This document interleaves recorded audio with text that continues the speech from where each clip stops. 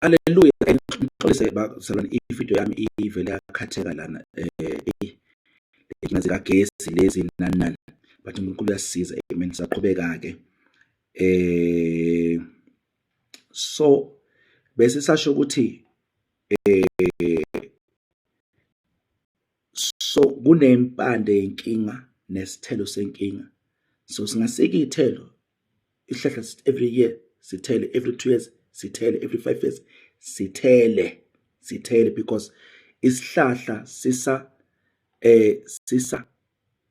kwazi ukuthi sithele ngoba impande are still receiving from isihlabathi.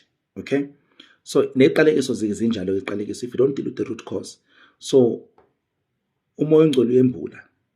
Umoya ongcwele is the best person ngoba ekhaya mhlambe ngeke bakhulume, ngeke baveze. Umoya ongcwele uyembula ngezwi lakhe. Umoya ongcwele uyembula ngephimbo lakhe.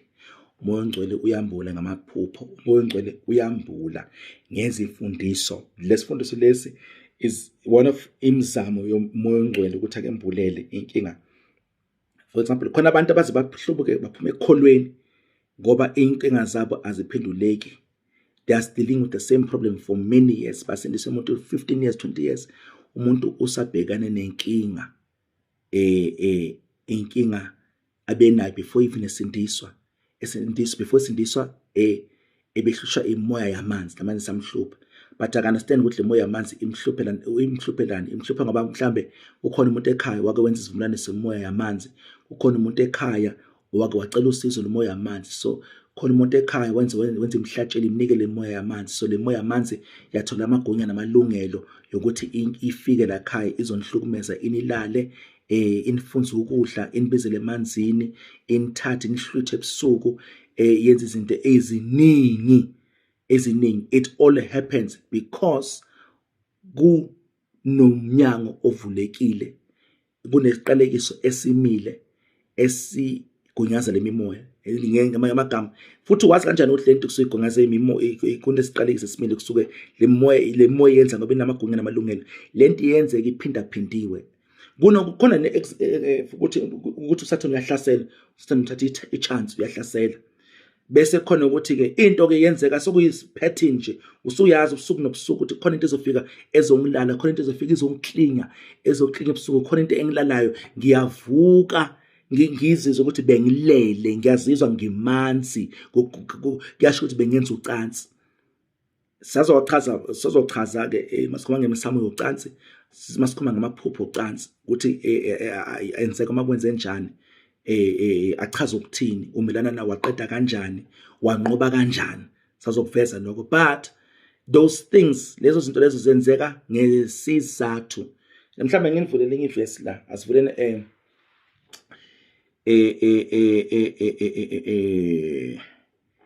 Izaga chapter 26, Izaga 26 verse 2.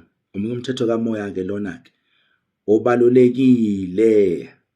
Sizobuyela baseGalatia chapter 3 verse 13 njenga maduze nje. Ngifuna sibheke lana la Izaga chapter 26 verse 2. Lithi ke njengenyoni ekuhambeni kwayo nenkonjane ekundizeni kwayo, sinjalo isiqalekiso esinganasizathu. Sinjalo isiqalekiso esinganasizathu. uZulu 20 lo uZulu 59 uthi ke uZulu 59 sengifuna wona ke manje.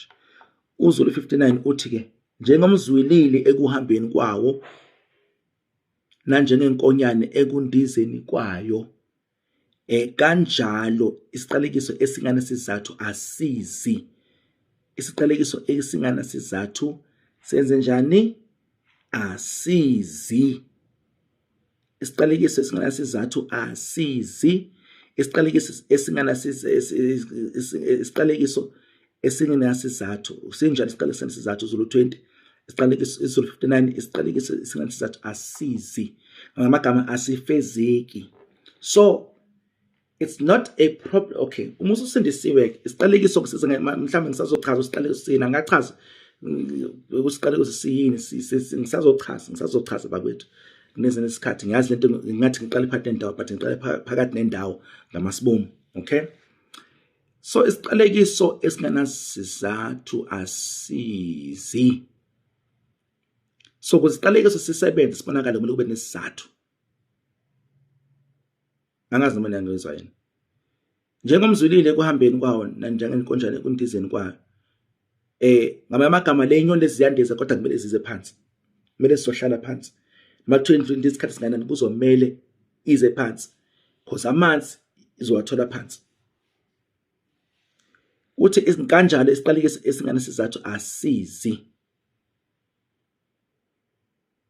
So uma isiqalekiso usibona sikhona, usibona sisebenza, ubona izimpawu, ubona ama signs of isiqalekiso ofuthi sazowachaza nawo kabanzi.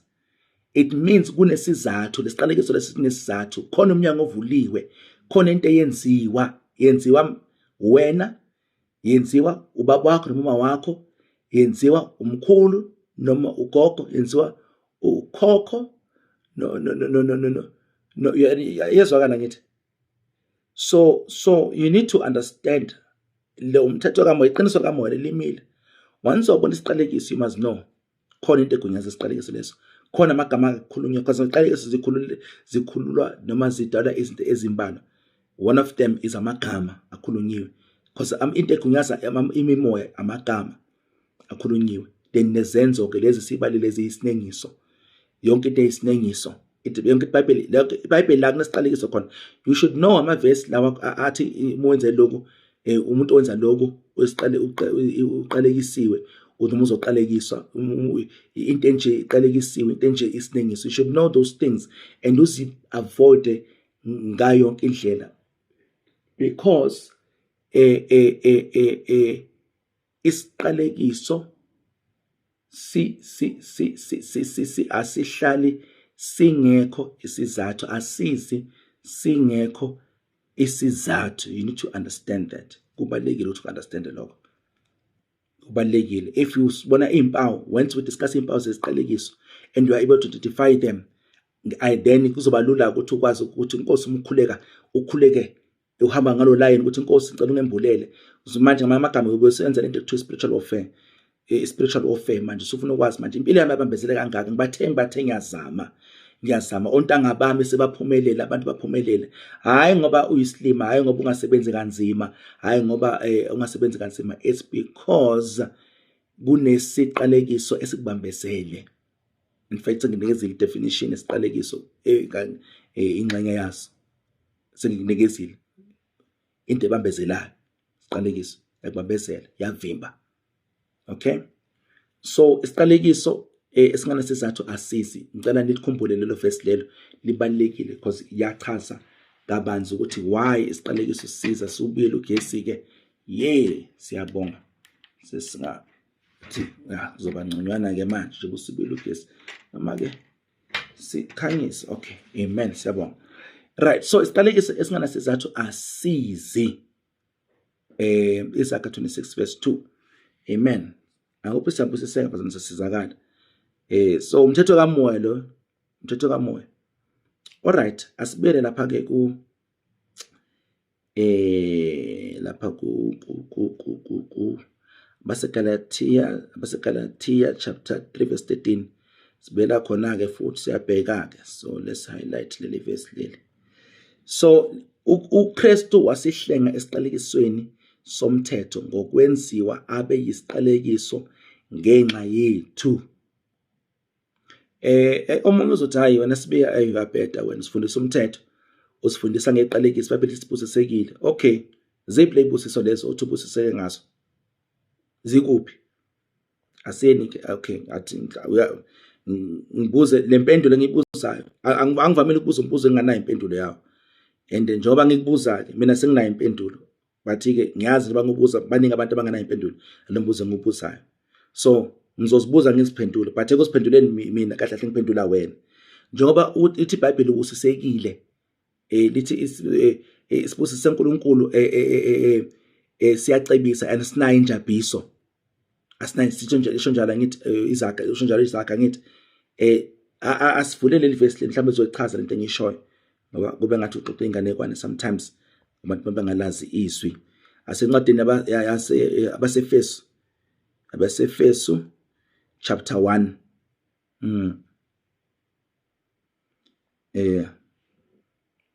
asiyeni khona abasefeso chapter 1 verse 3 ufunda kanje. Abasefeso chapter 1 verse 3, makabonge uNkulunkulu, makabonge uNkulunkulu, okay, uyise wenkosi yethu Jesu, uyise wenkosi yethu Jesu, okay, Jesu Christ osibusisile. Now question, osibusisile, past tense, present tense or future tense? Obvious, it's past tense. Osibusisile, uNkulunkulu sekubusisile endaweni kamoya, ubusisekile 100%. uNkulunkulu ubusisile, uqedile ngawe ibusiso zakho, uzibekile endleleni le yakubizela ukuthi uhambe kuyo. Uma uhamba endleleni kaNkulunkulu, you will find your blessings waiting for you. Akudingi ukuthi ugijimise ibusiso uhambe kumfundisi akukhuleke la kubusise, akudingi ukuthi unikele futhi kuze uthi ucabanga ukuthi unikela ngoba ufuna ukubusiseka. uNkulunkulu makabonge uNkulunkulu uyise wenkosi yethu Jesu Kristu osibusisile. Let me tell you, even ngikmangazeke ngikufundisa manje, ngikufundisa nge-new creation, ngoba mhlambe ngicela ukuthi ngoba ngikhuluma ngeqalekiso angiyazi new creation, angiyazi imfundiso yesidala esisha. Ubusisekile, it is a finished job emehlweni kaNkulunkulu, ngokwe-constitution yasezulwini, ngakwezwi kaNkulunkulu endaweni kamoya, you are blessed already. And before uNkulunkulu ukubusise kungakenzi lutho, awukusebenzelanga lokho, ubusise ngomusa, ubusise ngoJesu. Ngamanye amagama umuntu owathenga lesibusiso, wasikhokhela lesibusiso uJesu, okay. Osibusisile ezulwini, ubusise ezulwini, wona kanti uphila ezulwini, wona awukho emhlabeni yini? Uyise wenkosi yethu Jesu Kristu osibusisile ezulwini kuKristu, kuKristu osibusisile ezulwini ngesibusiso sonke sikamoya.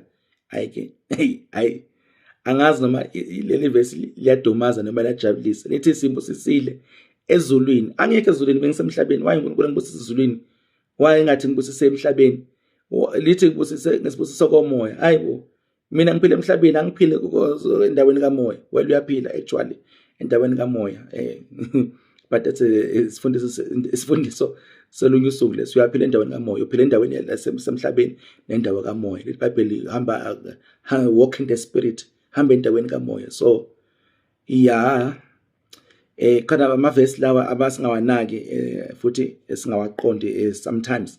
So umbuzo uthi uNkulunkulu waye akubusise ezulwini endaweni kamoya. It's because leli verse again iqiniso likamoya, it is a spiritual reality endaweni kamoya as far as God is concerned, as far as Jesus Christ is concerned, as ubusisekile. And one of the jobs, or the job, one of the job umsebenzi kamoya ongcwele ukuthi akusise ukuthi uthathe lamaqiniso kamoya owenza abe iqiniso empilweni yakho la emhlabeni. Because lama verse lawo kumele siwenza abe iqiniso empilweni la emhlabeni sisaphila. They are not meant, they won't be of much use to us. Angeke nje abe usizo kakhulu sisezulwini. So lele uthi ubusisekile endaweni kamoya, iqiniso likamoya leli elimile. But ke manje ke uzokuthatha kanjani lokubusisile ibusiso lezi, uzolanda kanjani ibusiso lezi esisezulwini endaweni kamoya noma sokomoya? Ukuthatha ngokukholwa once again, ukuthi ukhulume ukuthi ngiyabonga ukuthi Nkosi ngibusisile ngazo zonke ibusiso ezulwini kuKristu Jesu, ibusiso zokomoya. Ngiyabonga ukuthi Nkosi ngibusekile. Ngamanye amagama uyambonga. Waye ukuthi uyabonga? Ngiyabonga Nkosi. Umbonga ngoba uNkulunkulu usekwenzile, uthe usekubusisile. So sengifundisa nefaith ke manje. Ifaith ayithi Nkosi ngicela ungibusise. That's not faith. Because uthi Nkosi ngicela ungibusise, because if faith ikhuluma, ithatha iqiniso likamoya ikhulume ngathi seyisokuyiqiniso emhlabeni. Ngamagama, faith is always present tense. Ihlezi ifaith ikhuluma ngathi, ikhuluma ngemanje, ikhuluma ngemanje, ngenamhlanje. Ifaith, ithemba likhuluma ngekusasa. Kunemehlo phakathi kwethemba. Nginethemba ukuthi kuzo. Ithemba ke liyadingeka nalo. Ngisifundisa ngefaith ngelilanga sochaza ukuthi ithemba ithini i-relationship, ukuxhumana noma ubuhlobo phakathi kwethemba nefaith. but i-faith ihlezi present tense. So i-faith mangithi Nkosi ngiyabonga ukuthi ungibusisile ngazo zonke izibusiso zikamoya ezulwini, izibusiso zikamoya ezulwini kuKristu Jesu, zonke izibusiso zikamoya. Then-ke manje i-faith-ke manje yayithatha lento leqiniso likamoya liyaqala-ke manje kube iqiniso empilweni yakho emhlabeni-ke. So hayi ukuthi ngoba uJesu ngoba kubhaliwe embhalweni kuzovele kwenzeke nje. No, akusebenzi kanjalo. Ingakho usahlupheka. Yingakho ungakayiboni ibusiso, yingakho ungakayiboni. Mangisho ibusiso angisho lo uthi uNkulunkulu ukuvusile, angisho lezi zinto lezi ezincane ezenzeka ngisho kunabantu abangamazi uNkulunkulu oyibiza ngebusiso. I'm talking about blessings la, blessings. Mufuna kwazi ibusiso, check uIsrael, check ukuthi uNkulunkulu uthe ibusiso ziyini. Go back and read Deuteronomy 28. Read ukuthi uma babusisekile abantu beIsrael bekwenza kanani. Check, then you know ukuthi if you are walking in the blessing or not. Because uNkulunkulu umelenza okungconywana kuthina because of Jesu. Kezwakala bakwethu. So into engizama ukuyiveza, isimisi ngizama ukuveza, principle, umthetho ngizama ukuveza ukuthi just because into ibhaliwe eBhayibhelini ukuthi inje akusho ukuthi lento le injalo empilweni yakho. Lento engizama ukuyiveza leyo. You have to understand that. Amen. Asibuyeleke lapha kuba seGalatia chapter 3 verse 13. Ngilo ngiyayiveza nje lento ngiyayiphinda. Excuse me. Okay. Hayibo. Galatia chapter 3 verse 13. Hayibo kwavuleka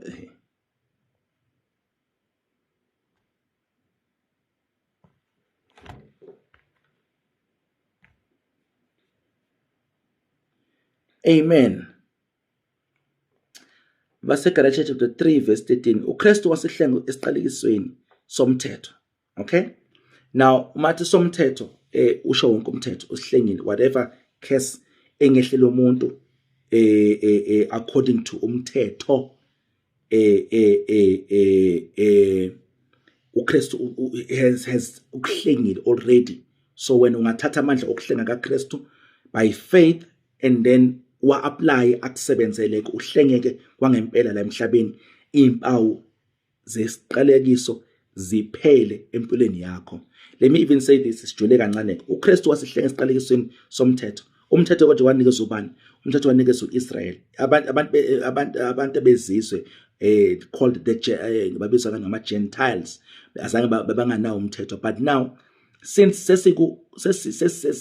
sesingenile nathi, singenile embusweni kaNkulunkulu, senziwa abantwana kaNkulunkulu ngoKristu Jesu, sesixhumene nathi, sesingenile lento. So uma as a Gentile, umuntu wezizwe ngenza into, umthetho kaMose wathi lento lena kunesiqalekiso noma, so isiqalekiso singa operate kimi because angeke kwazi. Think about it. Isithembiso esenziwa uNkulunkulu wasenza noAbraham nembewu kaAbraham. iBhayibheli esivezela masifunda the very same chapter ukuthi leyo mbewu leyo uKristu. Okay, so uKristu. So we know that also abantwana bakaIsrael, okay, bakhona lapho. So ngizama ukuthini, angeke sithi just because we're not under the law. Yes, we're not under the law, that is true. But if we break the law, even though we're not under it, the curse that will come upon you for breaking the law will affect you. Because the law is spiritual. Umthetho into kamoya. Yebo, ukulunga kwakho akusaveli ngokugcina umthetho. Awulungile ngoba ugcina umthetho. Ulunge ngoba wenze ukulunga kukaKristu. 2 Corinthians chapter 5 verse 21. I understand that. Iqiniso likamoya lelo. Elinamandla futhi ngendlela esimanga. Sikhuluma ngalo ngelinye ilanga silibhekisisa. But as lithi iBhayibheli olandela ohola umoya ongcwele uyawugcina umoya. Uyawugcina umthetho. ugcinile umthetho, ufezile umthetho. Lo moya ongcwele ufezile, fulfilled the law. Njalo lithi ohamba ngothando ugcinile umthetho, ufezile umthetho. Now once you are not led of the Spirit, uzogcina uyona ke lapho ke uyawuviolate umthetho. Now depending ukuthi uviolate ini emthethweni, akuzona yonke into emthethweni binesiqalekiso. Let me repeat this. Akuzona yonke into emthethweni binesiqalekiso. Some things bengenaso isiqalekiso, but some things are isiqalekiso. Okay, so ngifuna ukukhuluma ngigxila kakhulu kulezi zinto lezi eziletha isiqalekiso, because izona izinto ezishaya abantu. Amen. Alright.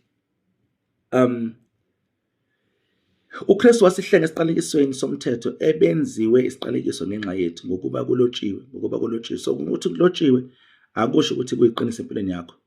Legally is true. Constitutionally, biblically, constitution is true, but doesn't mean ukuthi it's true for you.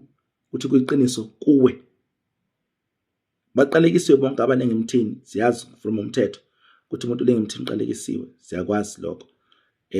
That was true esizweni sika-Israyeli. It was even true bekuyiqiniso even nezizwe zangaphandle ukuthi umuntu lenga esihlahleni elenga emthini uqalekisiwe. Ingakho mababulala inkosi, one of the ways ukukhombisa ukuthi bamnqobile umuntu uqalekisiwe, bethi beyinqobile inkosi bayibulale bese balengisa umzimba wayo emthini. Okay, alright. But ke asiqhubeke verse 14 ukuba esibusiso sika Abraham ngoKristu Jesu sifike kubo abezizwe ukuze samkeliswe izithembiso sika moya ngokukholwa. Yabona yonke into nokukholwa. Ngokukholwa almost everything, cishe yonke into nokukholwa. So opese siyasezwana lapha basalwana. So ukuthi into engifuna ibambe ukuthi nje yingako ngendlela onikela ngayo manje, kumele ngabe manje usimillionaire manje. Ngabe yonke imbewu otshalayo, imbewu eyemali otshalayo kubuye 100%, noma kuthiwa ubuye 30 ibiphinde ka-30 ibiphinde ka-60 ngoko Marko chapter 4 ibiphinde ka-30 imbewu otshalile ibiphinde ka-60 noma ibiphinde ka-100. Kade waqala ukunikela manje, but why ungayibona ibusiso? Usuzo manje ufike nezabaka, hayi anginikele ukuze ngibusiseke, anginikele ukuze ngibusiseke in no, akukona lokho. Check ukuthi iziphi izinto ezicishe zingavimba ukuthi uhambe esibusisweni. Yabo, ikhona yini isiqalekiso esenhlupheko mhlambe sinamagunya amaningana phezulu impilo yakho, because those things lezo qalekiso bakwethu angibe kanje mhlambe uNkulunkulu uyayihlonipha ivumelano umuntu azenzayo. Yazi uNkulunkulu uyayihlonipha ivumelano umuntu azenzayo azenze ngisho noSathane. uNkulunkulu uyazihlonipha ezivumelwano ezenziwe umuntu azenze nayo uNkulunkulu, azenze umuntu azenze nomuntu, izivumelwano umuntu azenze noSathane. uNkulunkulu uyasihlonipha lento esibiza ngecovenant, because icovenant isivumelwano into kamoya enemgomo nembandela, of which ngabe khona umuntu ongayigcina imgomo nembandela uzohlukumezeka, kuzoba khona iqalekiso zivela phezu kwakhe, kuzoba khona ukuhlukumezeka, ukushayeka okuthize, kuzoba ne-punishment ethize. For example, le mimoya enhluphayo ekhaya, angeke mhlawumbe ngisibonela ekhaya naye emsamo nenza umhlatshelo, nacela imimoya leni ibiza ngemoya yabantu, nabiza amadlozi, imimoya abadala, imoya abangasekho, nacela ukuthi inivikele. Nabese ke depending ukuthi nenze kanjani, ukuthi nasimeme isangoma nabazange nisimeme isangoma, ake sithi isangoma zange, ake sithi isangoma zange nisimeme. Okay, nazenzela nina, nenza umsebenzi a ritual, umkhuba nawenza, nathi nicela banivikele, noma nicela banikhanyisele, nicela banibusise. Lo moya lapho umsama ke umoya kaNkulunkulu. uNkulunkulu akasebenzi ngomsamo obumnyama. Okay, uNkulunkulu angisho lokho, uNkulunkulu uke wasebenza ngemsamo kodwa akasasebenzi ngemsamo. Uke wasebenza ngemsamo angakafika uJesu.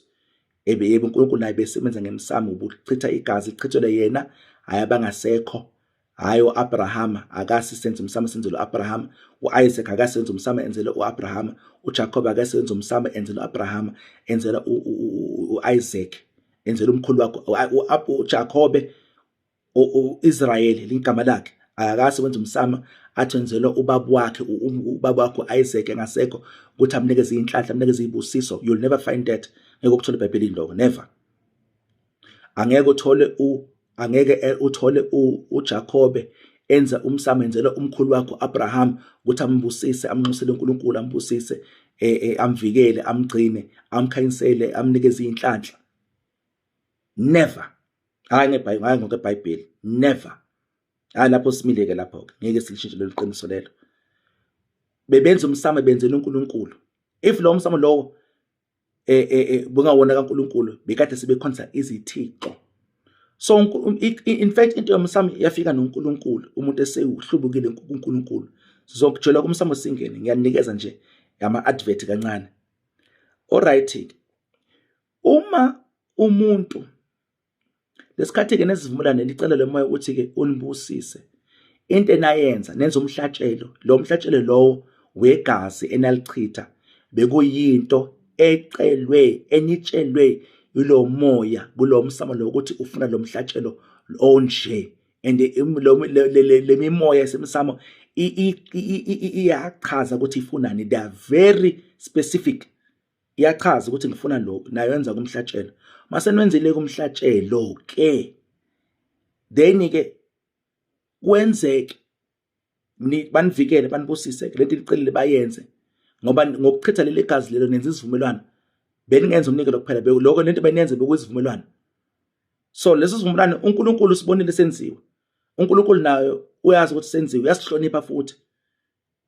Noma singenziwanga, noma angasithandi, angasifuni, azi ukuthi lesi sivumelwano leso sizophinda soshaya wena, kodwa uNkulunkulu uyasihlonipha. So le mimoya ke manje ke enenza isivumelwano kuyo, ngicela ukuthi nibusise inivikele.